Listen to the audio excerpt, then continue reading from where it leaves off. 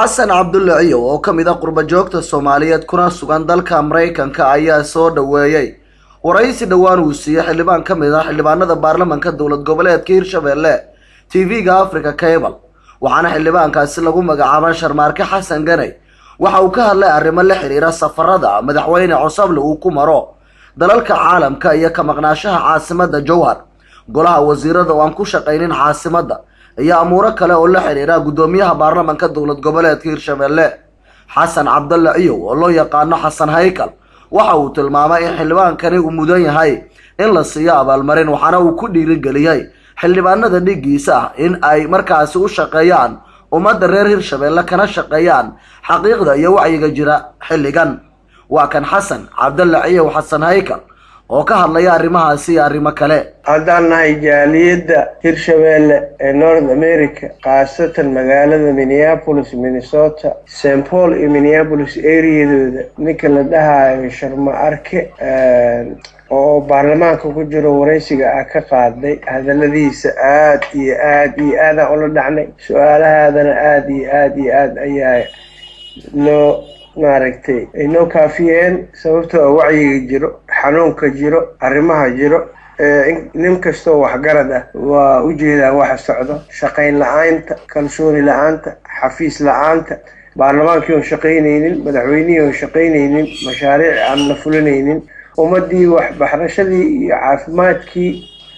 iyo labadii gobol oo beeraha ku caan ah iyo kalluumaysiga oo waxba loo qabanayn adduunyada maanta ay u baahan tahay beero ay u baahan tahay kalluumaysi annagana aan u baahannahay waxbarashadii iyo caafimaadkii iyo amnigii xafiisna uma dhisna ceelna uma qadnaa maqle cidna uma maqna oo laptop lagula wareegayo Nairobi waa runtiis wiilkan Sharmaarke baarlamaanka Hirshabelle ku jiro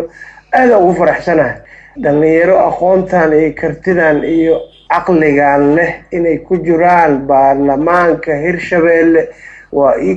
waa ku faraxsanahay aad Sharmaarke noolaaw geesiya tahay noolaaw ummadda u shaqeey daacadnimada ku hadlays ku hadal fadlan ninka la dhahayo shaasha intaan ku soo duubay Sharmaarke igu gaarsiin raadiya xitaa oo maray we don't really care haddii aanan waddo loo dhisaynin oo iskool loo dhisaynin oo ambulance loo dhisaynin oo isbitaal loo dhisaynin xoolaan leenahay rajoor haddaan nahay xoolihii aanan daawo loo keenaynin beeraley aan nahay oo beerihii mashaariicdii horumarinta abuurkii makiinadihii iyo yacni kambaniyadii naga gadan lahaa wax soo saarkeena galleyda digirta liinta babaayga ansalaatada mooska ama dad maalgashanayo warshadihii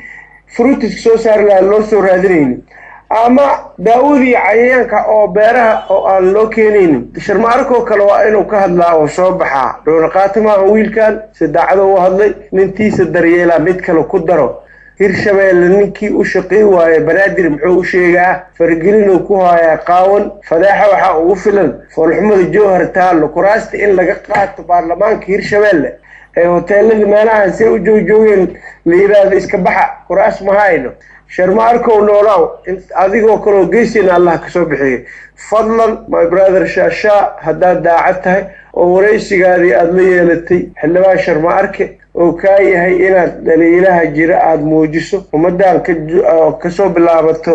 inta u dhaxayso xadka Itoobiya ilaa iyo Balcad Afgooy agtiisa inta degan waa qiyaasi kartaa inta 100 oo kiiloomitir ay tahay oo beer iyo bad iyo maxaan ku yiraahdaa xoolo intaba Ilaahay ugu maneesti oo aan loo shaqeynaynin oo computer in lagu qaato xamar la tagaayo warsala caleemada wasiiradan diaspora hoteelada jiifa madaxweyne Cabdiweli Gaas madaxtooye Jubbaland Ahmed madaxtooye Shariif Sakiin madaxweyne waaye Shariif Xasan rale hada Shariif Xasan wuxuu leeyahay madaxtooye Baydhabo ku taala xiriirkay Baydhabo ku shaqeynaya waa aragtay Baydhabo soo shaqeyntaay galmudug xaafay mid shalay hadii la shaqeynayeen iska baxo yiri laakiin boolarka Itoobiya ilaa iyo Balcad Afgooy afkeeda inta shacab oo degan hadaan loo shaqeynaynin ya Sharmaarke noolaaw ya hadal Sharmaarke shaasha adigana waraysiga aan oo kala badi hadda dhimanayeen annaka ku duceynayeen wallahi annaka ku duugeynaa ya hadii dhimanayeen waxa waa dharka la iska duwaa وروح له شقينه ومجوجنا عشور ولا قادوا يا سن الله ولي رمضان واي كلاه كم عبسورين وعليه ايربورك جوهر ايربورك بلدوين عشورته ما لو ديب مامور goboleedka nima computer oo to xamar dagayaa dul idin bidde balaay idin ku dhacday warhaade shaashaw daacad ka hadal sharmaarkow dadku u shaqeey sheeg wixii jirta